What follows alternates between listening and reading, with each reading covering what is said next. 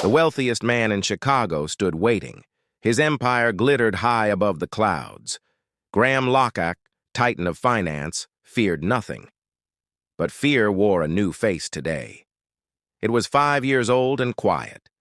Her name was Mia, holding his phone. Her whisper would stop the world spinning. The morning sun bled gold over glass. Lake Michigan shimmered like molten metal below. Inside his penthouse, Graham paced like thunder. He waited for one call, his salvation. Millions hung between silence and the ringtone. His empire was bleeding beneath polite smiles. Then the door opened, soft and hesitant. Rosa Alvarez entered, her uniform worn thin. Beside her, Mia clung to her sleeve. "Mr. Locke, I had no one else." Her voice trembled, her eyes begged mercy.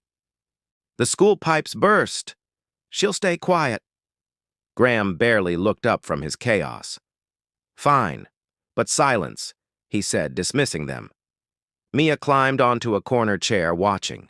She studied the man pacing before power, the shine of shoes, the restless hands, the hunger in his gaze for control. To her, he wasn't powerful. He was trapped.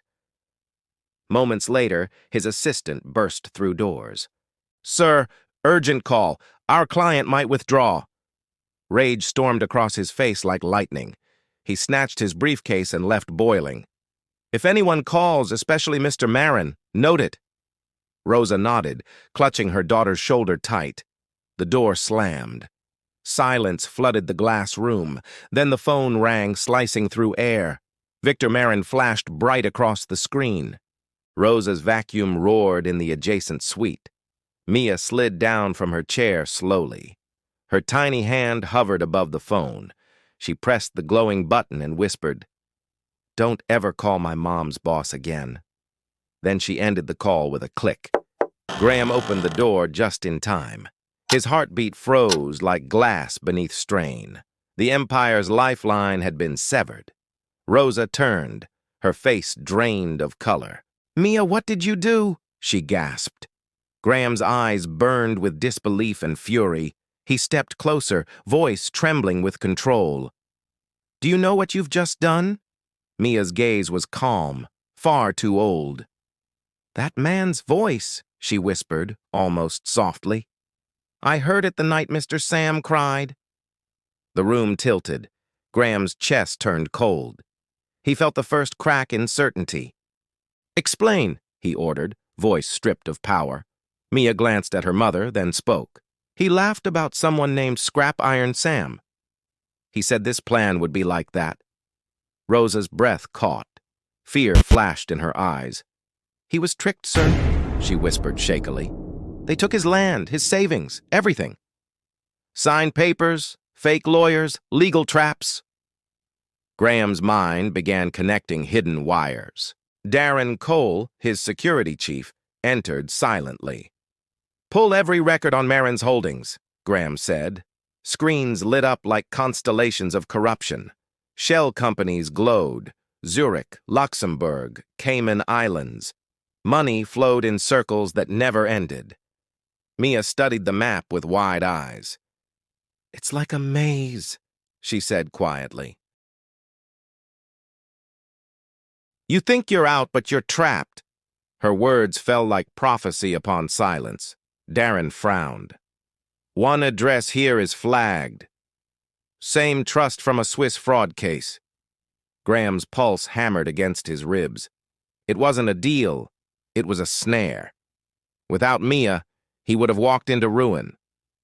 The phone rang again, Victor Marin calling back. His name glowed like a curse reborn. Graham let it ring until it died.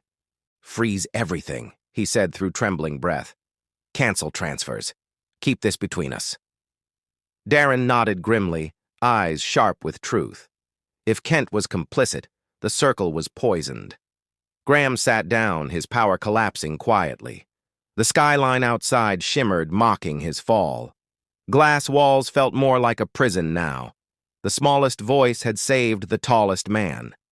But storms don't end. They only change form. By afternoon, thunder came in human shape. Agents from financial crimes burst through the doors. Files were seized, computers ripped from cables.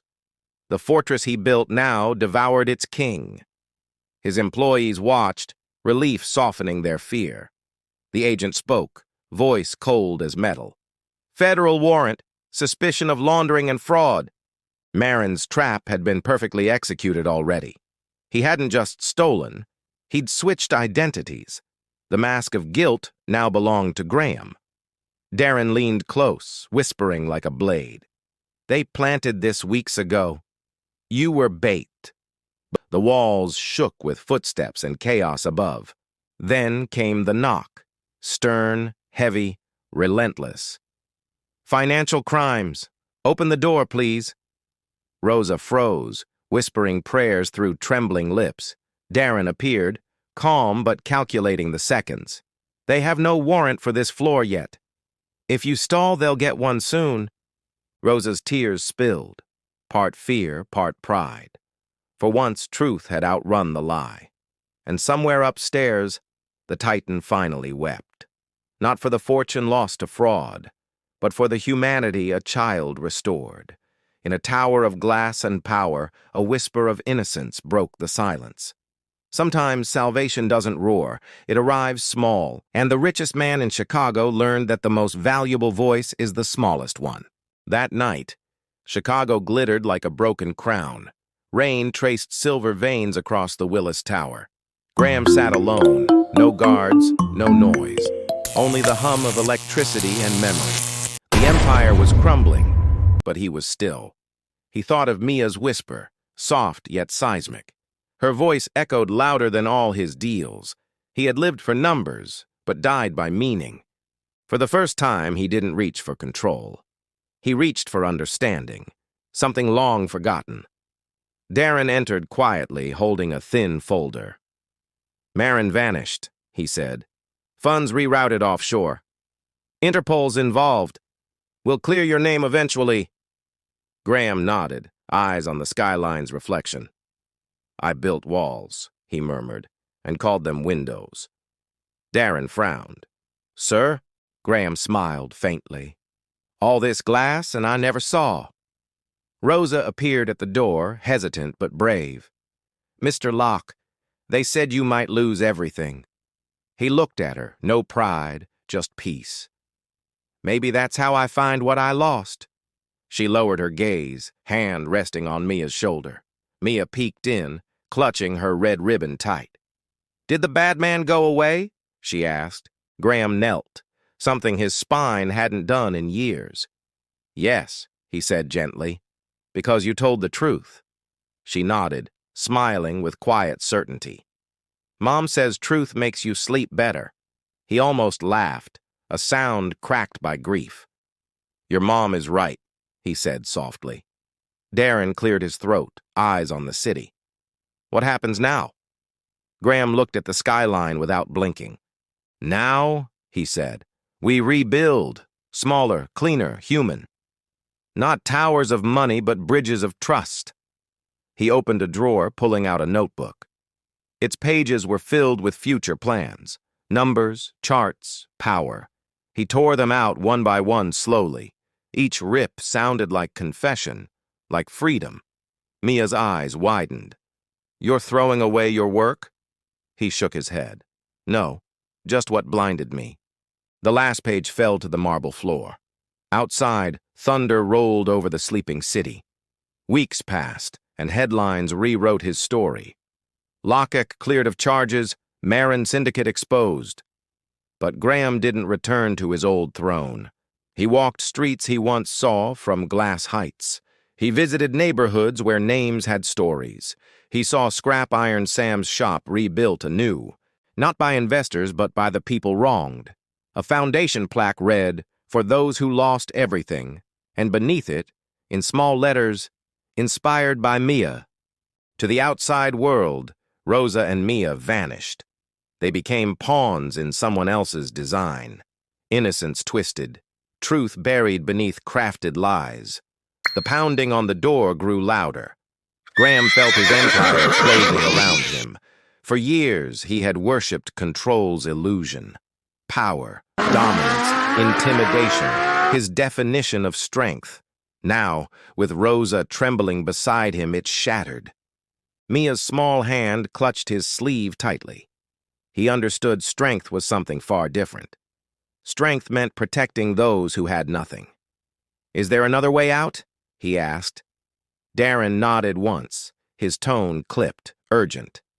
"Service stairwell. It runs beside the elevator. Not meant for executives, but it'll work." There was no time left for thought. Graham reached for Rosa's arm, whispering, "Come." His voice carried no order, only pleading. Rosa hesitated, torn between fear and trust, but Mia was already reaching for him. Her small hand slipped into his silently. That simple gesture decided everything in motion. Rosa followed, heart pounding against her ribs. They fled through marble into steel's throat. The air grew dense with dust and oil. The hum of generators drowned chaos above. Darren moved first, precise and silent steps. Behind them, pounding faded into muffled distance. Each echo of their feet felt dangerous. Rosa gripped Mia tighter, whispering prayers softly. Graham's perfect suit brushed against rusted pipes. He didn't care. Survival replaced his pride. They descended flight after flight in darkness. A locked grate stopped them cold midway down. Panic flickered across Rosa's pale, terrified face. Darren knelt fast, tools glinting, locks snapping open. Graham lifted Mia gently over the threshold. For a heartbeat, her cheek pressed his chest. He felt warmth he hadn't known in years. When they emerged, light flickered weak and broken. They stood inside a half-renovated empty floor. Plastic sheets covered the windows, dust swirling gold. The city outside glittered, cruelly indifferent, eternal. "We're clear," Darren said, though hope was thin. "They'll freeze everything. Accounts, assets, by morning." Graham leaned against the glass, eyes hollowed, haunted. In reflection, he saw a man stripped bare. Rosa sat clutching Mia, shoulders shaking silently. Her sobs filled the empty air around them. Her job was gone, erased without her fault. The one thing giving her dignity, destroyed. Graham watched her, guilt pressing hard in silence. He knelt beside her, dust staining his knees. A hand on her shoulder, his apology unspoken. The skyscraper that crowned him had become prison. Now, survival lived in shadows and broken trust. Somewhere above, the pounding door grew silent. But silence was not safety, only its disguise. Night fell heavy over Chicago's restless heart. In a small house, their refuge stood trembling. A single lamp burned, flickering over worn faces. Graham sat hollow-eyed, Darren's files spread wide. Rosa stayed near, still guarding her little girl. Mia drew quietly, pencil scratching across paper. Not flowers, faces, her memory sharp as glass. She turned the pad, revealing a man's portrait. Sharp cheekbones, cold eyes, a cruel half-smile. "That's him," Mia whispered. "The one with Victor. The man who told him what to say." Darren froze, his jaw tightening around recognition. "Orion," he said, the name bitter, venomous. A ghost whispered in law enforcement's darkest corners. A man who built traps using human weakness. He sold vulnerabilities like others sold gold. No one had ever caught him, until now. Graham stared at the sketch, heart beating slow. A 5-year-old had seen what he'd missed. His shame hardened into steel, a silent resolve. "We stop running," he said. "We find him."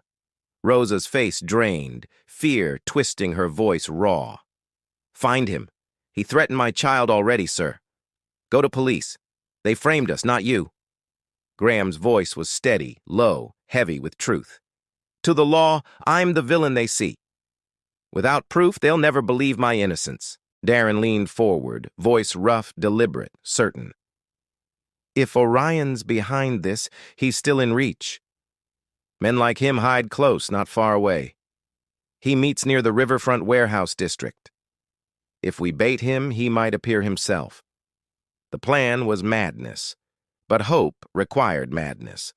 Graham understood surrender meant their silent erasure. Rosa and Mia would pay for his ruin. 2 days later, the trap was quietly set. The riverfront air reeked of rust and cold. Graham stood in the cracked yard, breath visible. A black sedan glided in through silver fog. From it stepped the man from Mia's drawing. Orion's presence filled space with quiet control. "Mr. Locke," he called, voice smooth, mocking, sure. "I'm surprised. Few walk willingly into traps." Graham straightened, masking fear behind stillness. "I came to make a deal," he said. "You took everything, but I can give her. The girl. In exchange, I keep my life." The words tore his throat like burning ash.